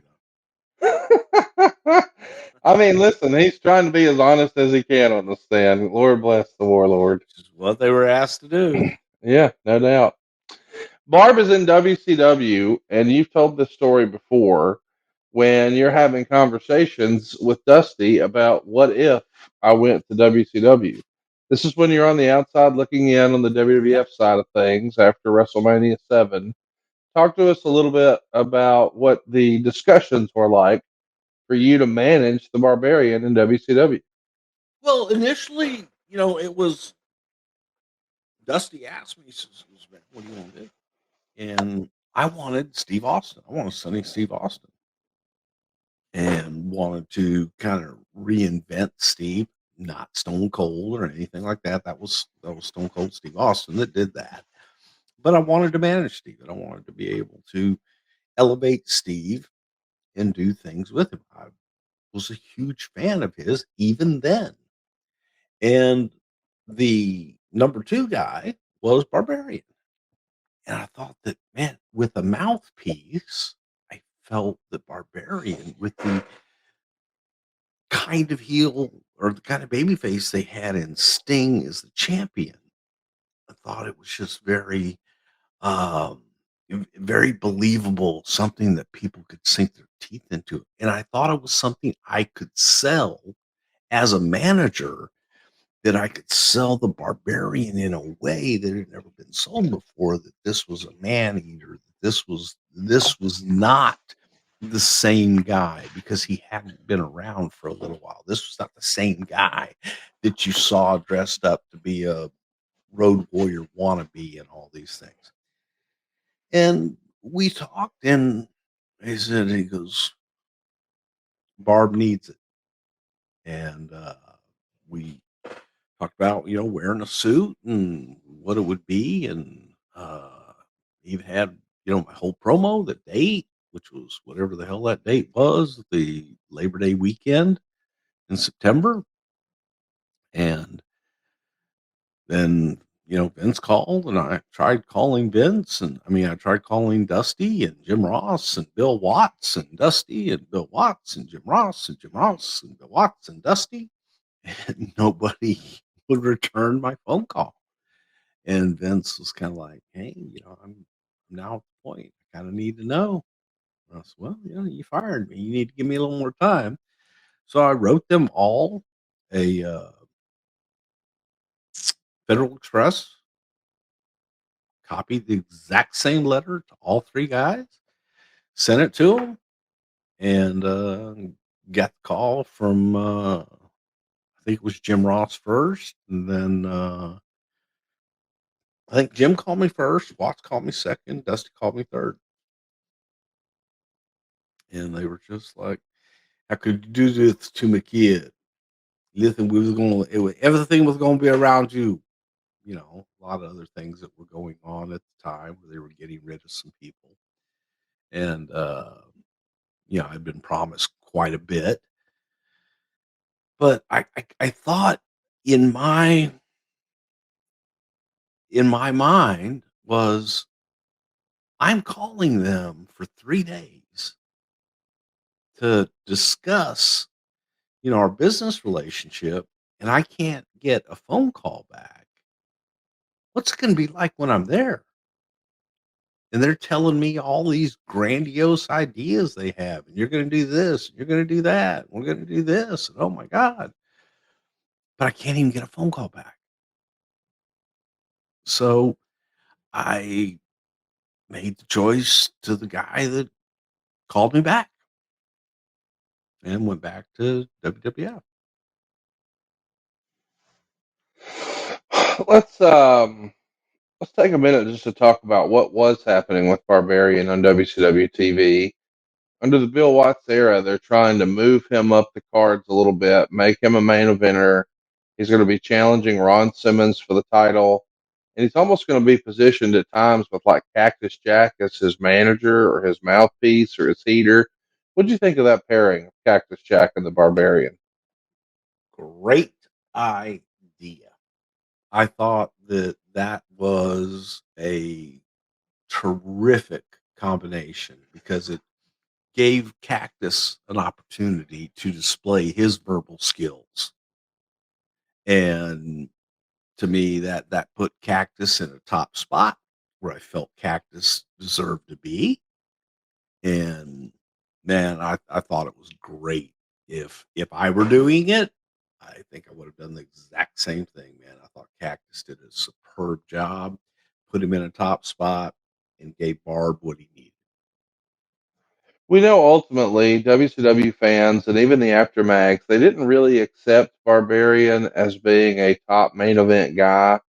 He had been at that mid card level for a long time, and I wanted to sort of ask you about that. This credibility as a main eventer with the fans piece, because we've seen this work really well on the babyface side of things. Not to be disrespectful or rude, but we've seen people move up the ranks on the even in the WWE in more recent years, who maybe they were in a tag team or maybe they were in the middle of the cards, and then all of a sudden they find themselves in the main event or winning the world title. When it's the babyface that's positioned like it's an underdog story, and you're pulling for that guy and you're getting behind him, how can you, Bruce, with the benefit of hindsight, how can you move a guy from opening matches to mid card to main event on the heel side if they really have spent a long time in the opening matches, if that makes sense? How You do you get sacrifice. credibility? You sacrifice people. Okay. You have to sacrifice people. You have to display. And part of it is going away. Part of it is going away, learning a new hold, but be out of sight, out of mind. Absence makes the heart grow fonder. But when that person comes back, they've got one opportunity to make a new first impression. And when they do, you got to sacrifice somebody big and you got to take them out. And you've got to take the next person out. And then we just, hey, yeah, they're doing this with this guy. Just wait, there's more. And then you take somebody else out. Then you take somebody else out. You have to build, you have to sacrifice. As Paul Heyman would say sometimes, some must die so others can live. Some must die so others can live. And in this particular situation, man, You have got to. Now, there's a way to build those baby faces back up. You can take them and build them and rebuild them. But when you take a guy that's been around as long as Barb had, the idea was get him away. And then when he comes back, he is a new fucking different animal. People had seen Mean Mark Callis. People had seen Big Red. They'd never seen The Undertaker. But yet every single time they saw The Undertaker, they saw something different. Every one of his matches was different. And when he would go away, he would come back and look different, act different. Movesets were different. Things about him, nuances were different. If you don't change, you just keep doing the same shit. It's the definition of insanity. So in this case, that's how it would have been coming in, and it would have meant hey, and I said to Dusty, you got to sacrifice Sting. Okay, you want to make an impact, either you want to do it with this guy or not. Right. Somebody's got to do it, and if you want to do it with him, then do it. Don't just talk about doing it. Pick somebody. If you say all I got is babyface, I have no heels. You got to make a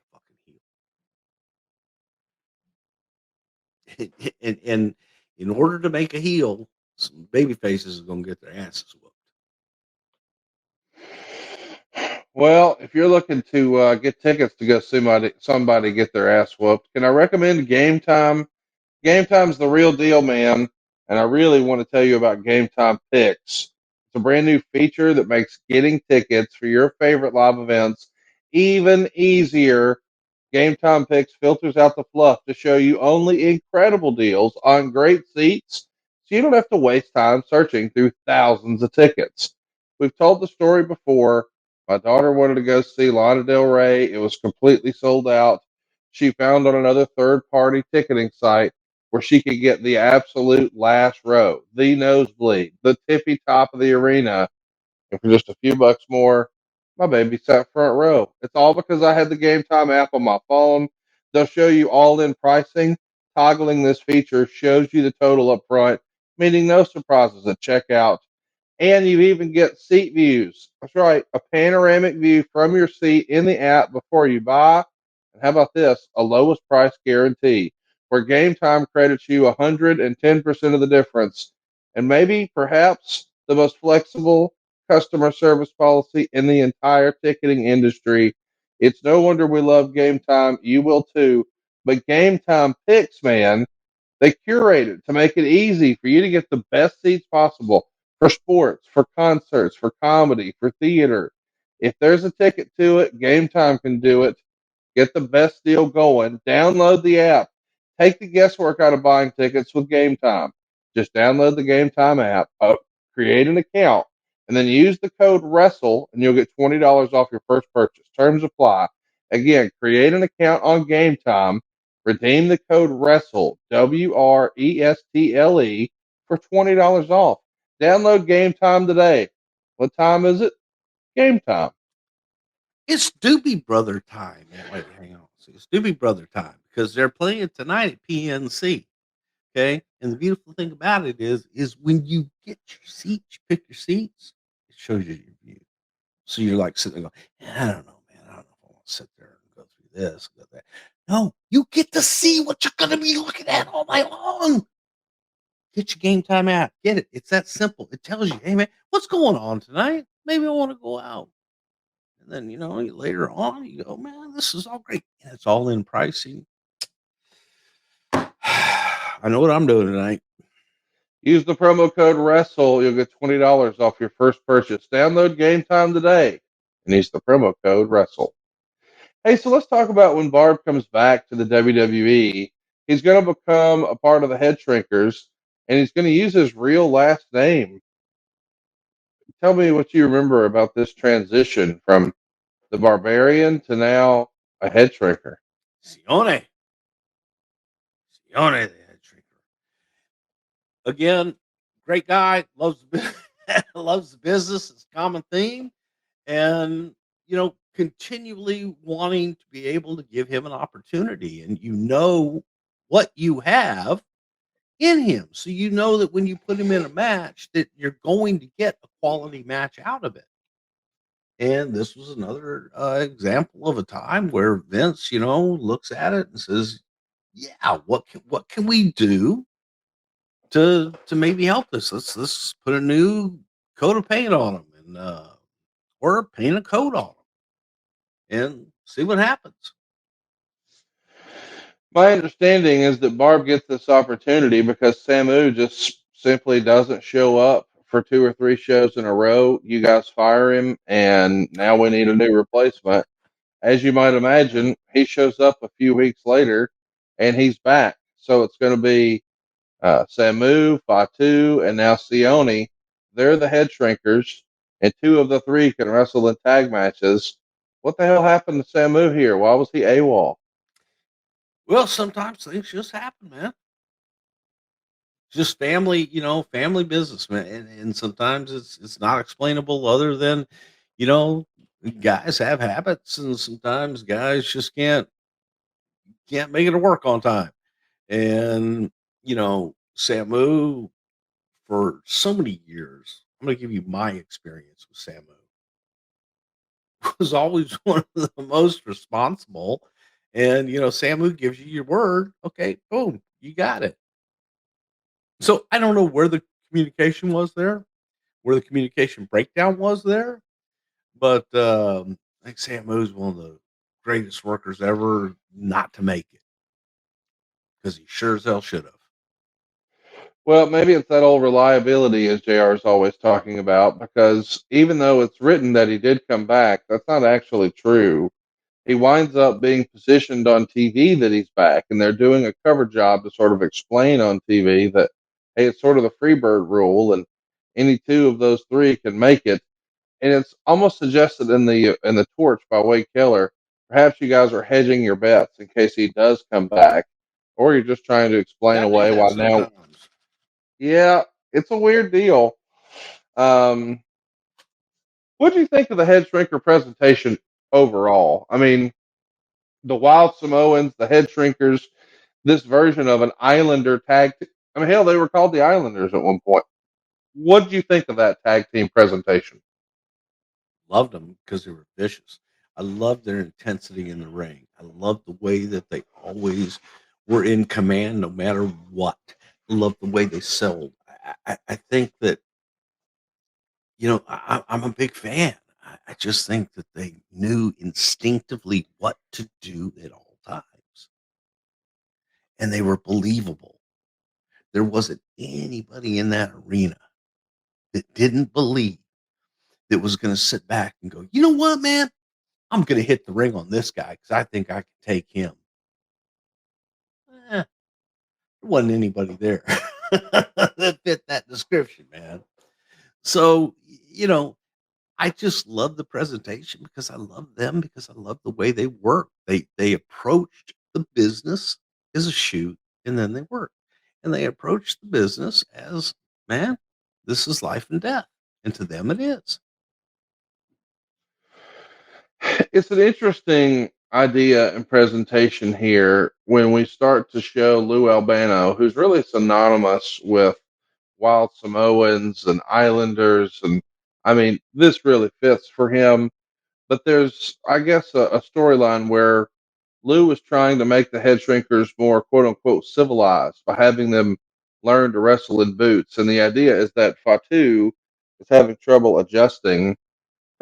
Who liked that storyline and that idea of trying to tame the wild Samoans, if you will? Lou, Yeah. I've told the story about sending Lou to Vince in the middle of a live show, because Vince would always send Lou to me, like, "I go talk to Bruce about it." Yeah, no, no, Bruce wants to talk to you about that. And Lou would follow me around, and so in the middle of a live Raw taping, Lou came to me in the middle of a Raw. I'm gonna let you in behind the scenes. During a live Raw taping, I'm pretty busy. kind of busy, kind of doing everything. And Lou comes up, goes, "Hey, Brucey, Vinny said you had to talk to me." I said, "No, Lou, look, no. Vince wants to talk to you, huh? Yeah, Vince needs to talk to you now. Get out there, hurry. We're in commercial. Get out there now. Just sit down next to him." I wait. Bruce, what the fuck?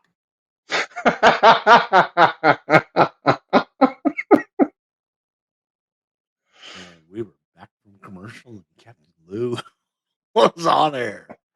I was like, "We'll play fucky. We'll play fucky. Yeah, okay. I love you So, for that. yeah, Lou just wanted to do. Lou didn't want to do something. Lou wanted to do everything. Outside of being in the tag title tournament at the end of '94, the new head shrinkers don't really have much of a push and don't really get legs underneath them. Barb is going to be gone by June of '95. Do you think that's just a consequence of Barb and Fatu not having much chemistry together? Um, I don't know. I mean, I thought they kind of did. It not as much as Haku, but it's just look. I mean, you can intermingle anybody with anybody, and sometimes it's just not going to have chemistry, and they didn't for whatever reason. Well, within a few months, we see Barb debut in WCW. He's going to be reunited with the Warlord. They're going to be wearing silly bodysuits and under masks as the Super Assassins. It's pretty generic. It's pretty lame. Warlord is going to be gone before long, ending his full-time major league career, while Barb is soon back as the Barbarian, and he's going to be teaming with Ming slash Haku.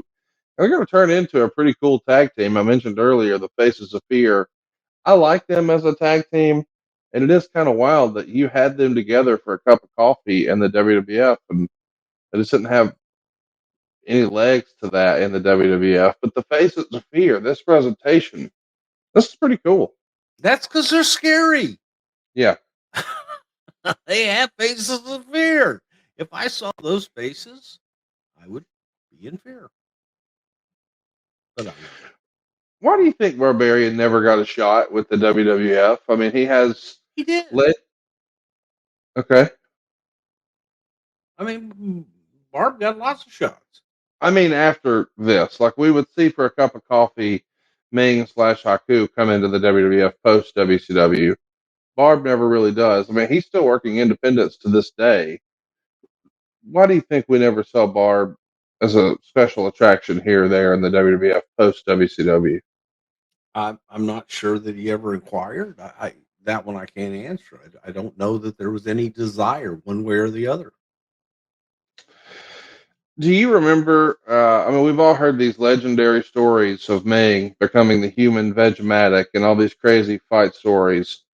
Uh, Have you ever heard any crazy fight stories with Barbarian? I think Tracy Smothers used to tell one about Barbarian beating up a Pac-Man machine because it ate all of his quarters or something like that. Have you heard stories about Barbarian, the I've wild heard a lot. side? Yeah, I've heard a lot of stories about Barbarian. I wouldn't want to mess with him, man. You know, uh, yeah, you hear a lot of crazy stories, but he's also I choose to go to the kinder, gentler side of when you hear all those crazy stories, and then you bring them to someone, and he's the nicest, most gentle, wonderful human being that you could possibly imagine. Like you couldn't paint a nicer guy, and that's who he is, and that's who he really is that nice guy. But if you tip that scale just a little bit, ooh, you could have another human being on your hands, and that's not one you want to meet. I prefer to meet the kinder, gentler one, and I'm thankful that I have had that. Both when you think of Warlord and Barbarian, like I said, when I see them whether it be a convention or something like that, that they're so they're just so kind. There's like you can't. I defy anybody to tell you somebody doesn't like them. They're just nice guys. They're nice human beings that you want to be around. And I think they had a good career. And it was. Were they on top? Were they the guys? No, but we're talking about them, and they were a hell of a team, and they definitely made their name in the business. I I've heard a lot, and we've all heard a lot about what a badass Ming and Barbarian and all these guys are. But I've also heard what big family guys they are, and I've heard that Barbarian is a man who has no fear, except for Mrs. Barbarian, which I think is one of the sweetest, cutest testimonies you could ever hear about a big hulking man like the Barbarian.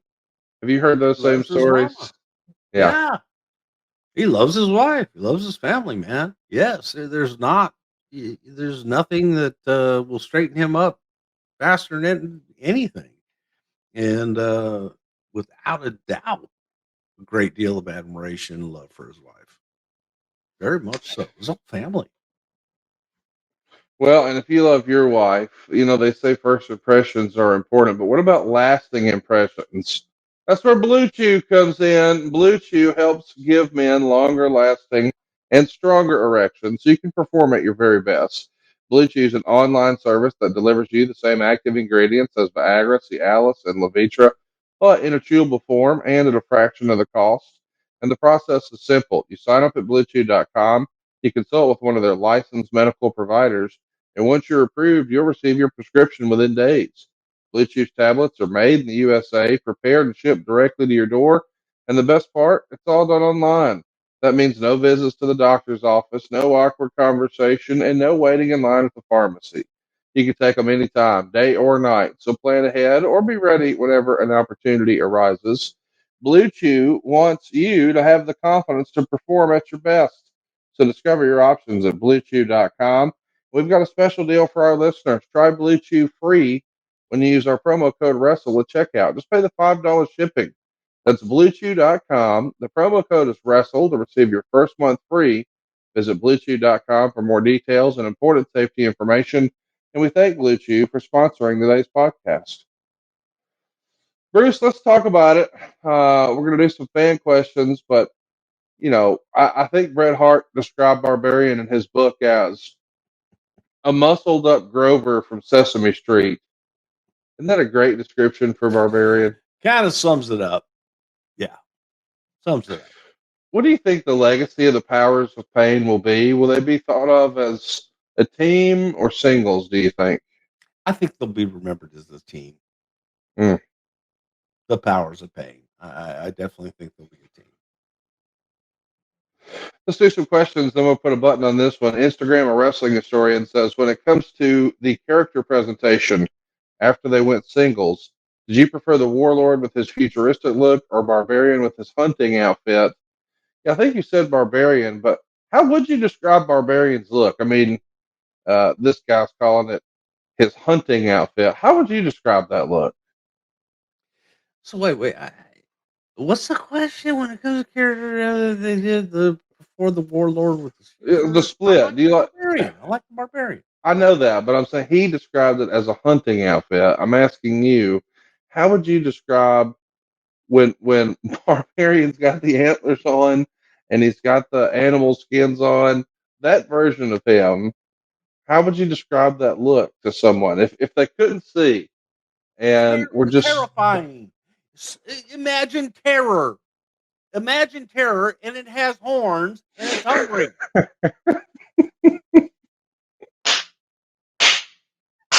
that's what I needed. Thank you. Drew Landry says, was Warlord's incredibly quick exit from the Royal Rumble planned? Got eliminated. How much should I know? I agree. I mean, why? Brian Brian What kind says, of show you think we're running here, pal? Brian says the Warlord is one of the largest men I've ever seen in person. Why did he never get a serious program with Hogan? What was the reason he wasn't positioned and used as a top guy? I didn't think about that. But man, in an era where, I mean, hell, even Bundy got a run with Bundy, Hogan. you're stealing money. Bundy, every time you go to the bank, you're stealing money. Warlord and Hogan. Why didn't that happen? They worked a few times. Okay. Just no But chemistry. just didn't click. Didn't I got you. worked a few times. Tim Evans wants to know why didn't they get a run with the tag belts in '89? Yeah, Bruce. Why didn't you strap them up in '89? What's wrong with you? Because I'm an asshole. Oh, we knew that. Rosencoaster says, was there ever any discussion of reuniting them to face the Legion of Doom when they debuted in the WWF in 1990? That's interesting. I could have seen that being put together for a one-off. Did you Yeah, guys there consider was. that? Yeah, there was. But it was kind of old and people had seen it by then. We talked about the double turn, and we got a question here from Chosen. He wants to know, was it possible to keep the Demolition as a heel tag team and turn Mr. Fuji babyface? Wondering if instead of the opposite of that happened, where we've got a babyface Demolition and a heel Mr. Fuji, could the opposite work? Like, that almost makes my brain hurt. A babyface Mr. Fuji? How would you do that? Very carefully. Yeah, I don't know. That's a confusing one. You were Gr- confused reading it. Greg says, when they split, neither had an entrance theme as a single. What goes into that thought process? A bunch of guys, usually heels, did not, while some did. He's pointing out that Bad News Brown, the Berserker, IRS, the Warlord, Barbarian, they don't have theme songs as bad guys. I know that eventually that thinking would change and everybody has an entrance theme. What was the strategy back then? Some Different, heels don't have it. different time, different place, different personality. If the guy was someone that warranted a musical theme, then yes. But a musical theme usually at that time was one that would warrant a positive response from the audience and get them excited, which is the exact opposite desire or reaction that you want with a heel. So a lot of times we didn't have music for heels. Mike Mills asked the obvious question: can we get some insight into Warlord's redesign? Going from Powers of Pain Warlord to Phantom of the Opera Warlord was amazing. I do like the look, and I, like a lot of people, the whole half mask thing. I think we're supposed to be drawing similarities to the Phantom of the Opera there.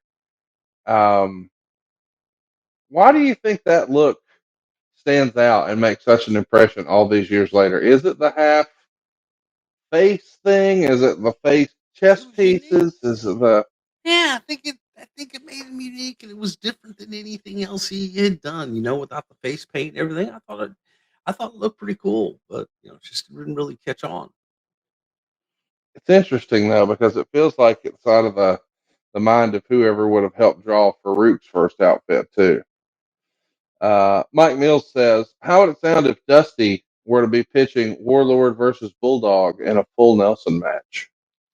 Listen, I don't know one of the little motherfuckers gonna be able to get his arms around the other big motherfucker, but if that big motherfucker could somehow get his arms around that little squatty little ass fucking goddamn little arm motherfucker, then we could get somehow and then get the fingers entwined and then get it in there and then fuck, I don't know, just try it.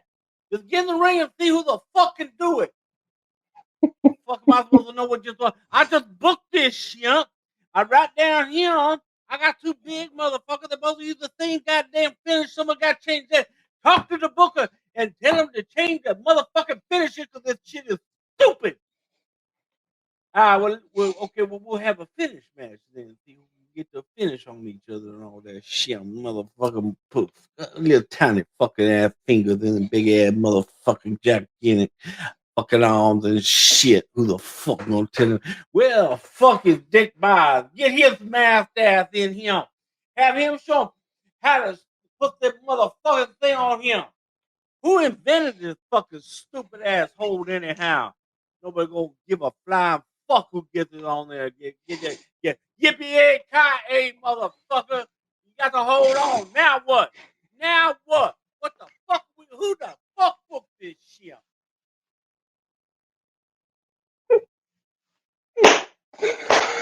Oh God, so good to have you. Little fingers can't even come together. They still stuck. They stuck. The match should have been. Can either one of these motherfuckers come close and just touch the fucking finger on your little hand, around the neck, around the arm, through the undercarriage, in between the from under, and get your little finger. Then if your little finger, if you can get a little finger that can touch the other little fucking finger, you win the motherfucking match, because this is stupid.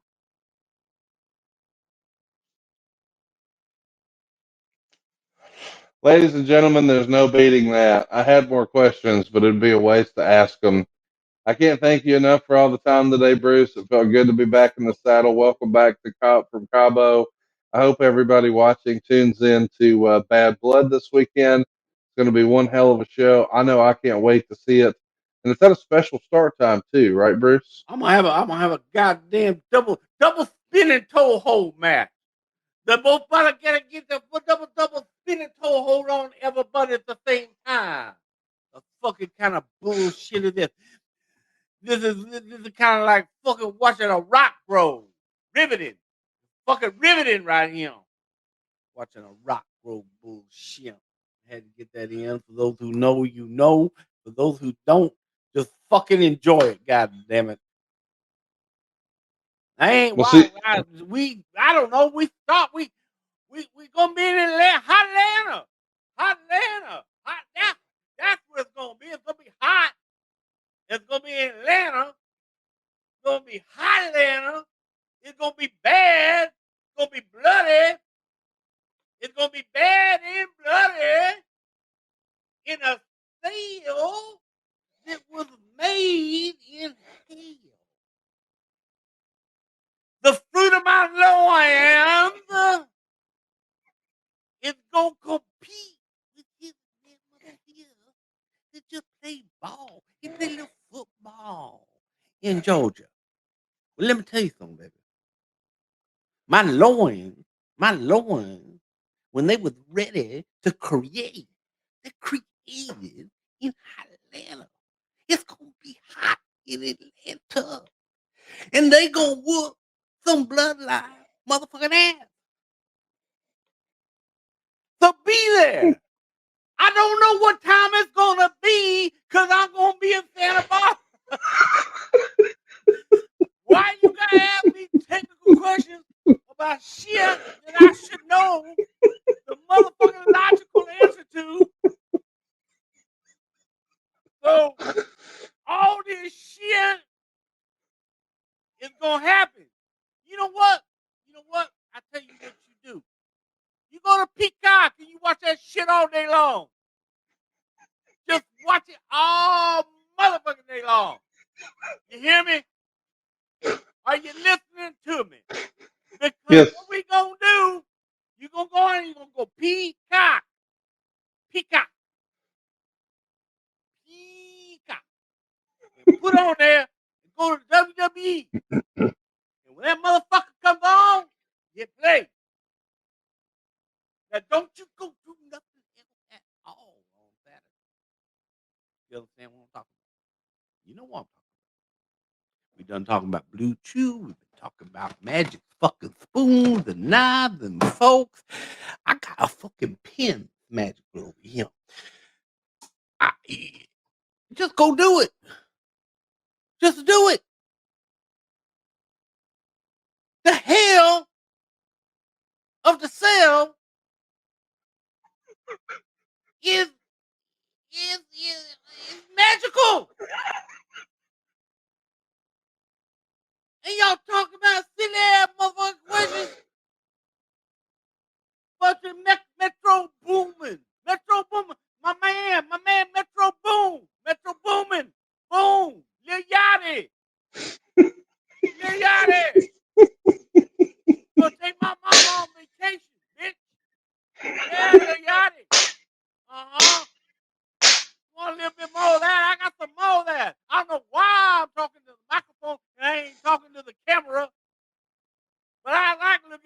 that microphone. It's